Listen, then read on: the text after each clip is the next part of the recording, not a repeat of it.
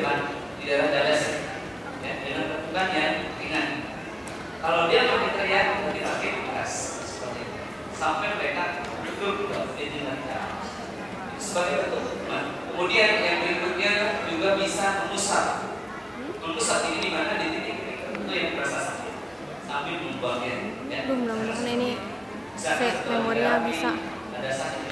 Tandanya apa ini memori apa ya? Dengan terlebih dahulu Kemarin mau pindahin ke komputer error. Teknik ini dahulu dinamakan teknik tarikan, tapi sebetulnya bukan menarik setan bukan. Namun menekan menekan permukaan kulit agar ke dalam sedikit dan mendorong sesuatu yang di dalam agar terdorong keluar. Juga sini yang tarikan. Tapi bukan menarik setan dan mendorong yang keluar karena kita tidak bisa memegang dan melihat mereka sama sekali. Hanya melihat gerakan badan. Dan kita pun tidak merasakan apa-apa, yang merasakan adalah dirinya. Akan seakan-akan terus. Baik, kemudian juga ada teknik tiupan, yaitu meniup langsung kepada sakit pasien yang sedang sebagai proses. Oke, semuanya barangkali pembekalan buat kita bagaimana cara melakukan rupiah kepada saudara kita, keluarga kita yang sakit. Kita tidak akan pandai sekaligus. Barangkali tidak akan sembuh sekaligus, namun kita harus melakukannya agar kita mendapatkan pengalaman. Setelah kita melakukan rupiah, maka di situ kita punya pengalaman rupiah, meskipun gagal, ya, meskipun belum dapat. Cukup ya, Bapak semuanya. Baik. Itu adalah gambaran bagaimana cara melakukan rupiah. Selanjutnya kita masih punya sekitar 20 menit. Saya akan sampaikan 5 menit bagaimana cara melakukan rupiah mandiri untuk perbentengan kita secara spiritual. 5 menit ya insyaallah. Kemudian 15 menitnya kita akan coba demonstrasikan bagaimana cara membuat verbal dan rupiah dan akan melibatkan Anda semuanya. Baik. Yang pertama Bapak Ibu semuanya, banyak orang bertanya bagaimana cara melindungi rumah dari gangguan setan. Bagaimana cara merupiah rumah? Bagaimana cara merupiah bengkel yang sepi? Bagaimana cara merupiah perusahaan kita dan lain-lainnya? Yang harus kita catat di benak kita bahwa yang paling penting adalah bukan merupiah rumahnya, namun merupiah isi rumahnya atau jiwa yang hidup di dalam rumah tersebut.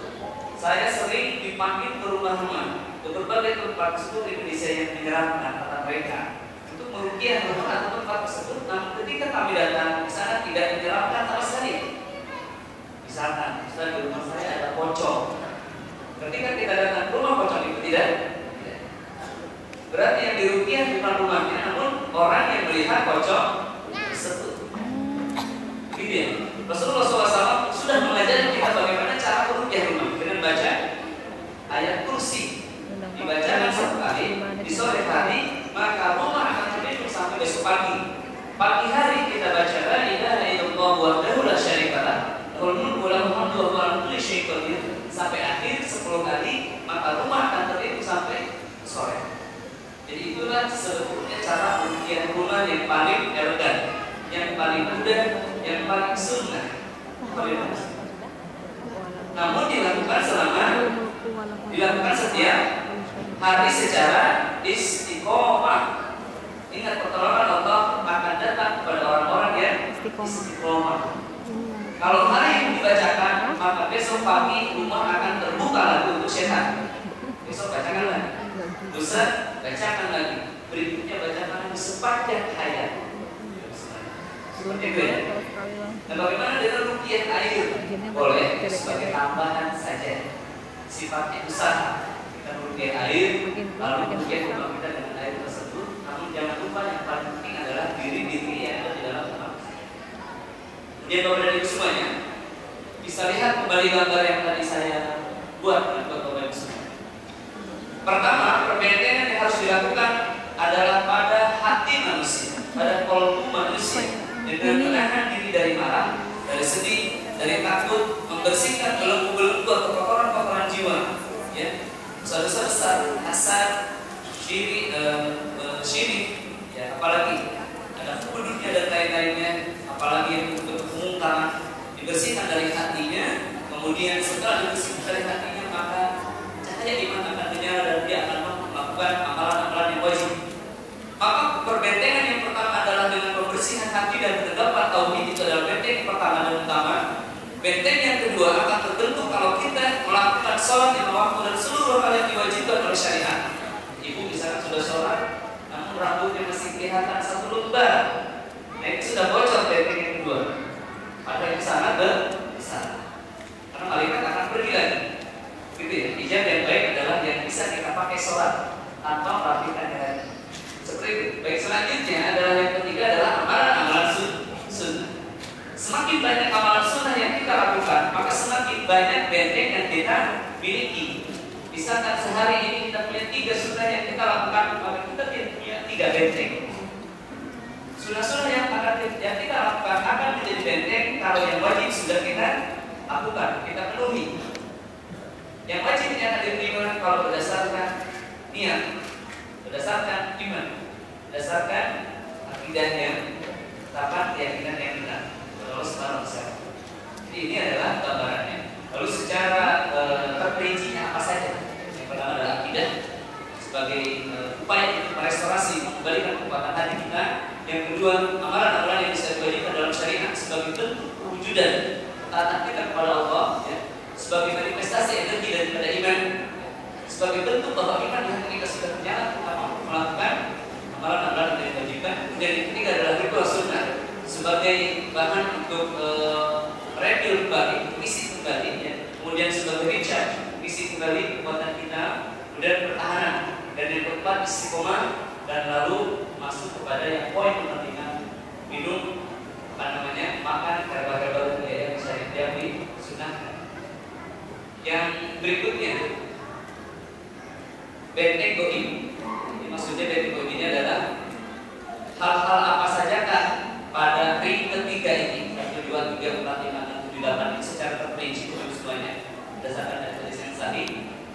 Yang pertama lihat, kita bisa membuat benteng goib yang pertama ketika terbangun di pagi hari, yaitu memulai pagi dengan 2 rakaat fajar. Ini adalah benteng yang pertama. Yang kedua sholat berjamaah subuh, ya. Yang ketiga zikir pagi dan petang. Zikir pagi dan petang ada di buku kecil, ya. Zikir pagi dan petang, surat dan lain-lainnya. Kemudian juga kalau misalkan tidak bisa, cukup baca Al-Nas 10 kali, hafalan Nas 3 kali, tasbih, tahlil, istighfar, tasbih subhanallah wa bihamdihi 100, kemudian istighfarnya, tahlilnya la ilaha illallah wa la syarika lahu, lahul mulku wa lahul hamdu wa huwa ala kulli syai'in qadir, sebanyak 10 atau 100 tahlil ini, ya. Kemudian berikutnya istighfar 100 kali, astagfirullah wa bihamdihi. Kemudian selanjutnya adalah 10 ayat Al-Baqarah. Kemudian benteng yang ketiga kita bisa mendirikan salat sunnah, bisa memilih antara wajib, yang baik, zikir dan doa kalau mampu ambil semuanya. Dan yang terakhir jadi ibadah. Jadi Allah menjadi penghafal Al-Quran. Kita mulai kembali Al-Quran kita dan menghafalnya sedikit demi sedikit. Minimal ayat-ayat yang kita butuhkan dalam perang melawan syaitan. Itu teman-teman semuanya. Itu adalah perlindungan secara spiritual. Kalau kita lakukan itu, coba perhatikan 40 hari saja, 40 hari saja, atau seminggu saja, atau sehari pertama pun kita akan melihat efeknya bagi jiwa kita. Misalkan saya terangkan sedikit tentang bacaan yang ini, la ilaha illallah wahdahu la syarika lah, lahul mulku wa lahul hamdu wa huwa ala kulli syai'in qadir. Ketika saya di Sumatera Barat, pagi-pagi saya bertanya, ibu bapak sudah baca zikir ini belum pagi hari? Hanya 2 atau 3 orang yang mengatakan. Lalu saya ada semuanya membacakan zikir ini, maka masya Allah efeknya sama seperti ruqyah masal, berantakan ruangan. Karena memang mereka tidak baca. Coba perhatikan padilahnya. Ketika kita baca la ilaha illallah, Rasulullah SAW bersabda, barang siapa membaca la ilaha illallah wahdahu la syarika lah, lahul mulku wa lahul hamdu wa huwa ala kulli syai'in qadir sebanyak 10 kali, maka Allah angkat 10 keburukan dari jiwanya. Allah tambahkan 10 kebaikan pada dirinya. Bukankah itu kecil terus, Pak? Lalu Allah berikan pahala kepadanya sebagaimana membebaskan 10 orang budak.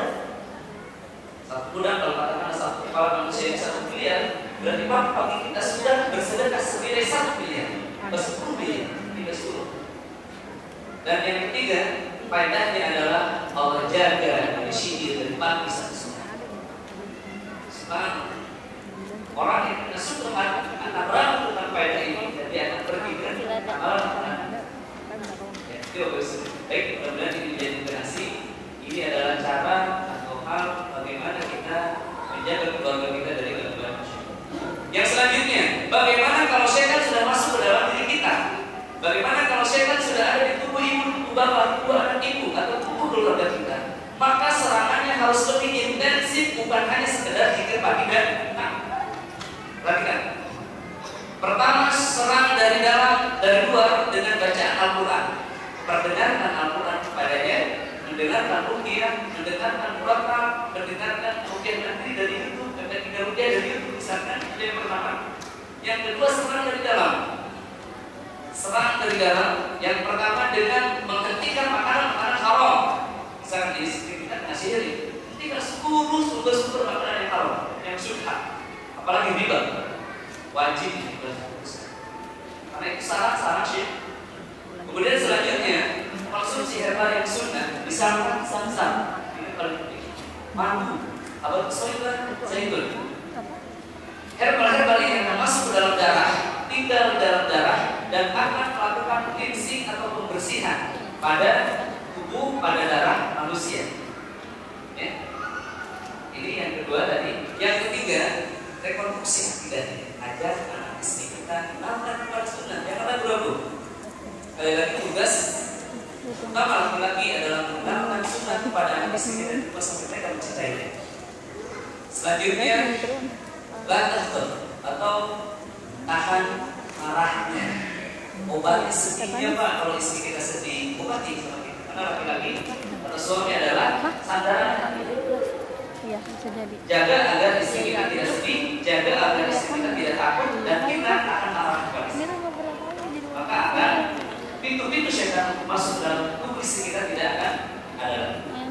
Yang terakhir, yang ketiga, blokade sumber energi. Hanya keluarga kita meninggalkan seluruh jenis kemaksiatan bertahap. Dari syiriknya dibuang, dibina dengan sunnah, semuanya menjadi baik. Kemudian yang terakhir, lakukan serangan balik.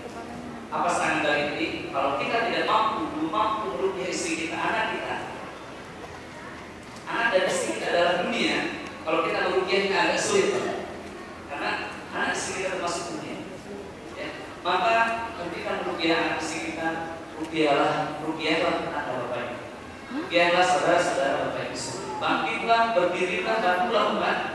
Maka insya Allah Subhanahu wa Ta'ala akan membantu keluarga. Berkah kebaikan orang lain, baru orang lain. Cukup ya. Itu secara spiritual saya ringkas cepat dan mudah bisa jadi. Sekarang selanjutnya, bagian daripada menyerang setan dari dalam adalah minum air ruqyah, ya. Dan selanjutnya meramu herbal-herbal yang Bapak semuanya, karena waktu kita 10 menit lagi, perhatikan ke depan.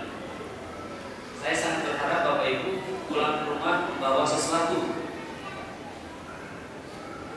Herbal-herbal ini bisa Bapak Ibu dapatkan di mana saja seluruh dunia. Dan ini adalah herbal-herbal terbaik untuk menghancurkan racun setan di dalam tubuh kita, dalam tubuh keluarga.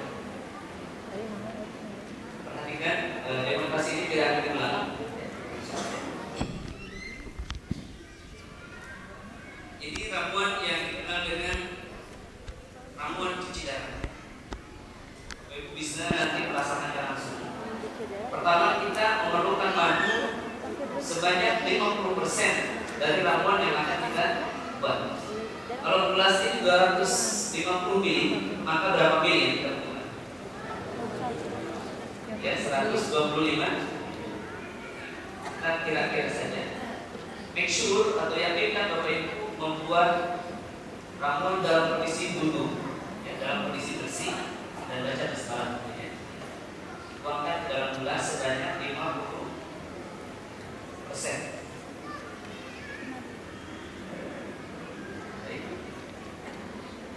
Madu adalah herbal terbaik di dunia yang diakui oleh semua manusia maupun orang kafir ataupun orang Muslim. Ya. Gunakan madu yang asli. Gunakan madu yang asli. Madu terbaik adalah madu yang ada di wilayah Anda masing-masing. Orang Jambi terbaik baginya madu dari Jambi. Orang Kalimantan terbaik untuknya madu dari Kalimantan. Orang Flores terbaik untuknya madu orang Flores dari Flores. Cibubur terbaik baginya madu dari lebah yang menghisap nektar dari hutan wilayah.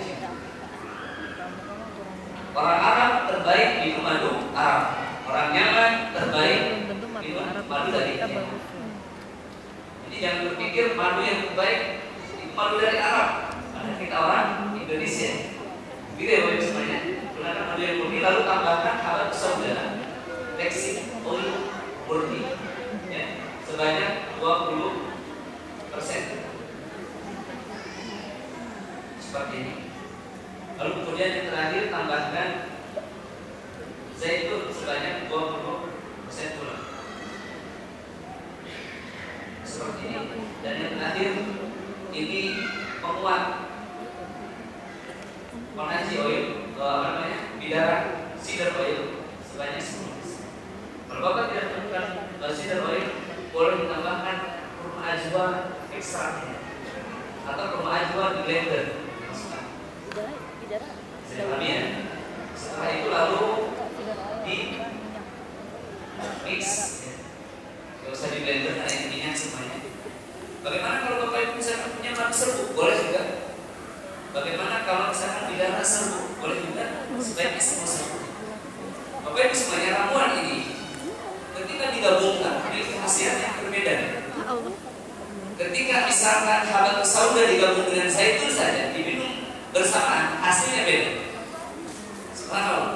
Madu, habat sauda, zaitun dan bidara digabungkan. Apalagi biasanya saya tambahkan 3 hal lain, zam-zam dan lain-lainnya. Hasilnya akan sangat dahsyat, langsung berefek kepada syaitan yang meminumnya.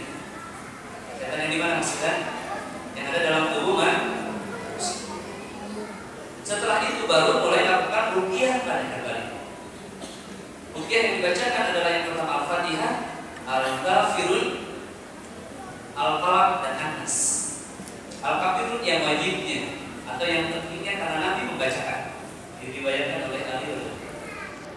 Baik, sebenarnya saya akan ruqyah madu ini dan Bapak Ibu tadi sudah persiapkan air. Ya, boleh ya, siapkan airnya masing-masing. Jadi Anda ruqyah air, saya ruqyah. Kembali.